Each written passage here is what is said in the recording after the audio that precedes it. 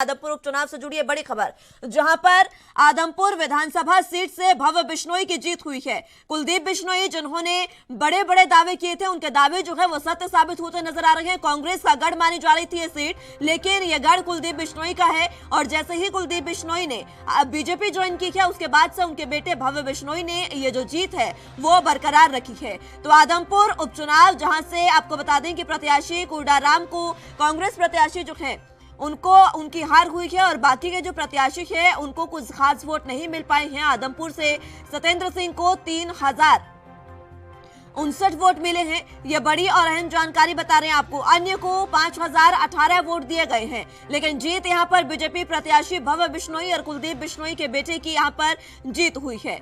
16,606 वोटों से बीजेपी के भव्य बिश्नोई यहां से जीत चुके हैं। आदमपुर उपचुनाव से जुड़ी है बड़ी और अहम जानकारी। बीजेपी प्रत्याशी भव्य बिश्नोई को 62,790 वोट जो है वो हासिल हुए हैं। आदमपुर की जनता ने एक बार फिर से ये बता दिया है कि आदमपुर सीट कुलदीप बिश्नोई का जो गढ़ है वो उन्हीं का रहेगी। आदमपुर विधानसभा सीट से कुलदीप बिश्नोई के बेटे भव्य बिश्नोई 62,790 वोट जो उनको हासिल हुए हैं, उसके बाद उन्होंने जीत दर्ज कर ली है। कांग्रेस नेता जयप्रकाश को 46,972 वोट मिले हैं। हालांकि कांग्रेस का गढ़ मानी जा रही थी। प्रत्याशी कोडाराम को 2,817 वोट जो है वो प्राप्त हुए हैं। आपको बता दें कि जिस तरीके से लगातार कांग्रेस जो है वो ये कह रही थी कि ये सीट जो है वो कांग्रेस का गढ़ है, लेकिन कांग्रेस का गढ़ ये सीट नहीं है। ये सीट कुलदीप बिश्नोई का गढ़ है, जो वो शुरुआत से कहते जा रही है। और वो बात अब कारगर हुई है, क्योंकि भव्य बिश्नोई की जो जीत है वो यहाँ पर हुई है।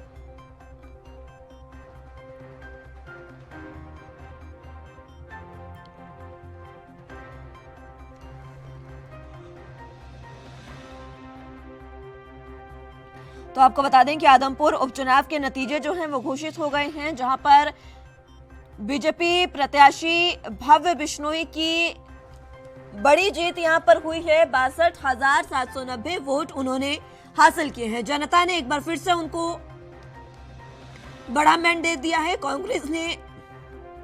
कांग्रेस नेता जयप्रकाश को 46,972 वोट यहां पर हासिल हुए हैं।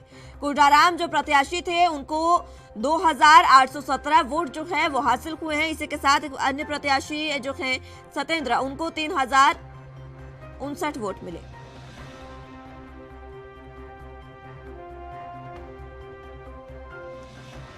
जरा जानकारी के लिए आदमपुर से संवाददाता अमित वर्मा हमारे साथ मौजूद हैं। अमित, फिलहाल किस तरीके की स्थिति देखने को मिल रही है बीजेपी कार्यालय के बाहर, क्योंकि बीजेपी की यहाँ पर भव्य जीत हुई है?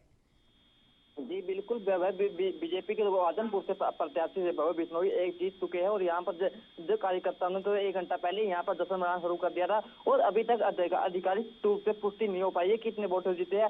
लेकिन यहाँ पर बीजेपी कार्यकर्ताओं ने मान लिया कि जीत हो चुकी है और लगभग 16,000 के आसपास वोटों की जीत होने की निश्चित है। जी, अब जिस तरीके से भव्य की जीत यहां पर हुई है, बीजेपी और कांग्रेस की बात करें, कुलदीप बिश्नोई ने साफ यह ऐलान किया था। भूपेंद्र सिंह हुड्डा की अगर बात करें तो उनको साफ कहा था कि अगर ये आपका गढ़ है तो आप जीत कर दिखाइए। लेकिन कुलदीप बिश्नोई के बेटे की जिस तरीके से जीत यहां पर हुई, कांग्रेस का किस तरीके से इस समय हाल देखा जा रहा है?